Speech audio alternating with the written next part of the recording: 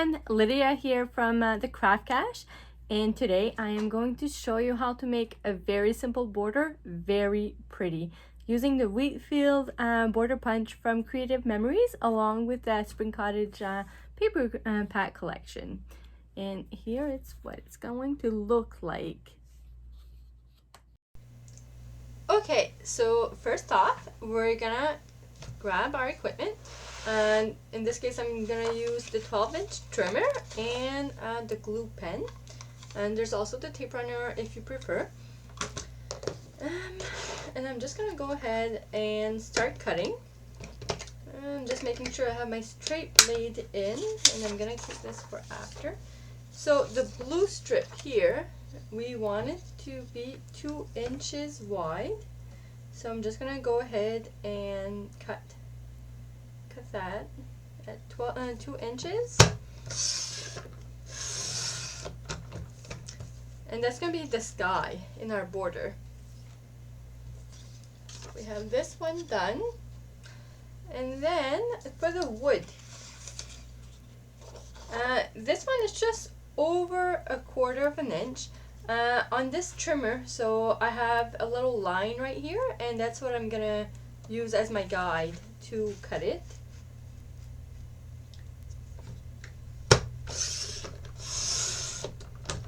So there we go. So I am going to have that little border right here.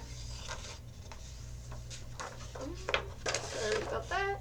Oops, I keep knocking my camera. And then with this little flower paper, the pattern paper, it's gonna be 2 strips of not actually, sorry, it's 1 inch. It's 1 strip of 1 inch. So I'm going to go ahead and cut 1 inch. Put that aside. Go. And this one's all trickier. So I'm going to change my blade to the scallop one.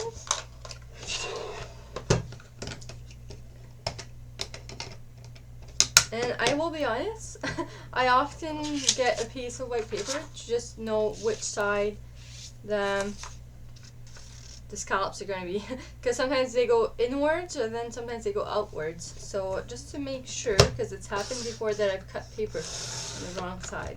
Okay, so as you can see, it's going this way, outwards. So if you can see, you know, from my other strip the other day, it went the other way. Okay, so it kind of gives me more of an idea of how to go about cutting this one. So this is going to be on the top and the bottom, so that's why I wanted to cut that scalloped edge, and it's going to be about 3/4 inch. So I'm just gonna line it up.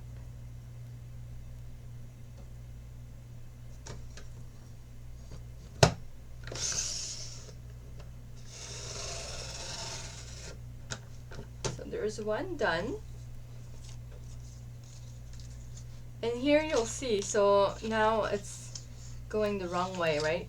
So I'm actually gonna cut this first before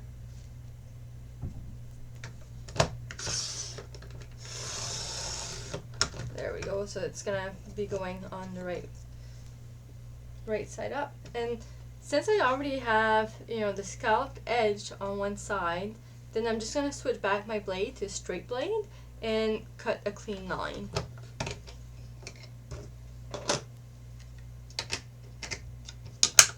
And like I said, so this should be about 3/4 inch.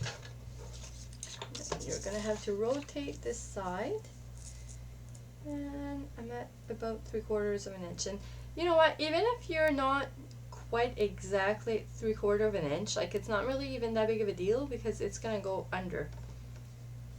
So here is the trickiest part,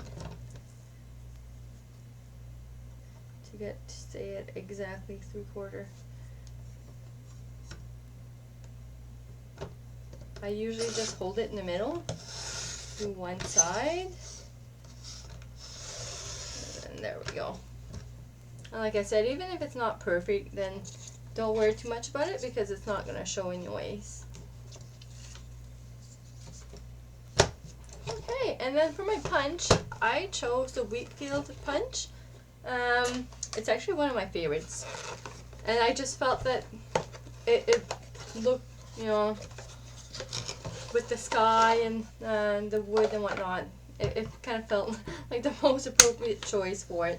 And obviously this can be done with any border in any collection, but this is just to give you a bit of an idea. So I'm just going to line this up.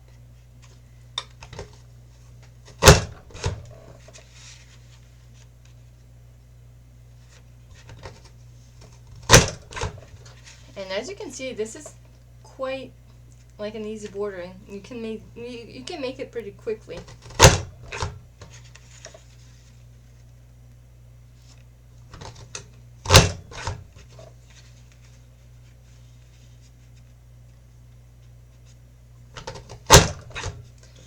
It's one of those things that, you know, choosing the collection, the paper to use, and the punch to use is probably what takes the longest than to make the actual border.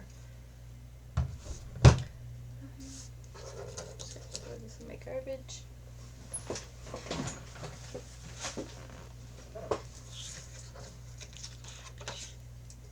I'm just gonna grab my little roller.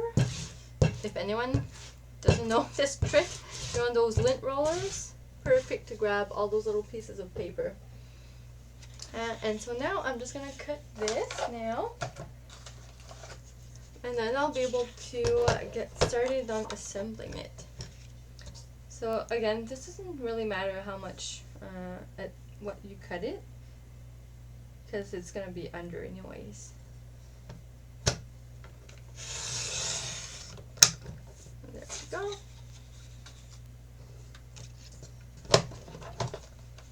Okay, so now to assemble it, I recommend starting from the top and then making your way down. So I am going to start with you know, putting the green border on the top here.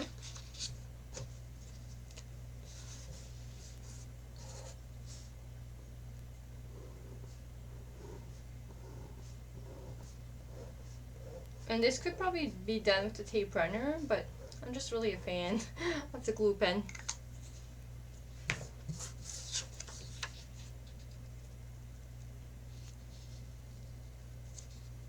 So on the top, there's probably going to be about 1/4 of an inch. That's one done.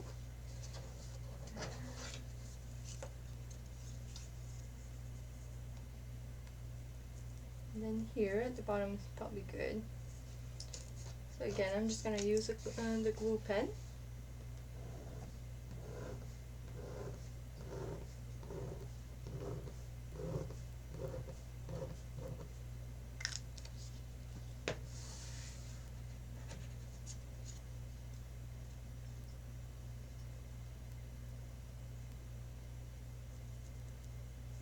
Even if just it's showing a bit, that's okay too. And for the second part, what I usually recommend is, you know, putting the green border with the scallop edge under first.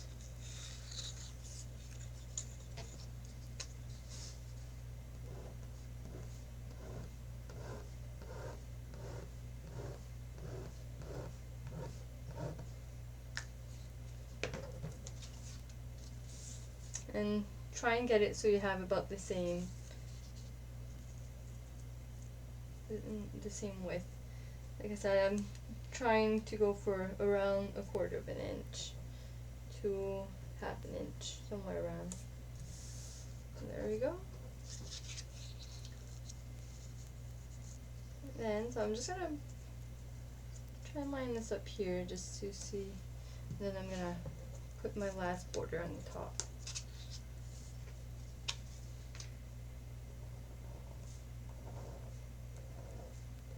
And I personally like the glue pen, just because you can get, you know, slim lines like that, really thin.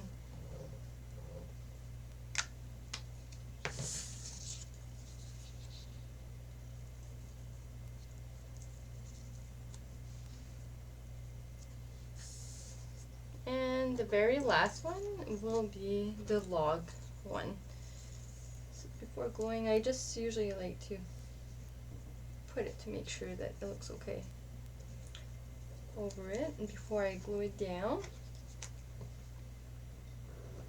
And I find this one just really helps to create flow between you know, the top and the bottom of the border, just because I felt like there's a bit of a gap here.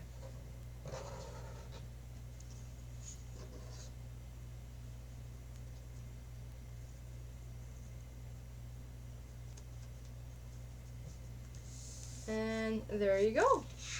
So as you guys can see, it's quite a simple border, really not that hard to make, but still really pretty, and it brings, you know, a lot of attention to the little details. And like I was saying, it can be done with pretty much any punch and any collection. So yeah. So thank you for hanging out with me today, and I hope you really enjoyed the border that I just created. If ever you want to know more about Creative Memories, you know, don't hesitate to reach out. Also, I will have some of these borders available on Etsy. You can look at in the info for my link for my store. And if ever, you know, you're interested, you can join my scrapbook group. It's Scrapbooking with Lydia on Facebook. And I hope that you will also subscribe to my YouTube channel. So yeah, so thank you for hanging out with me, and see you later.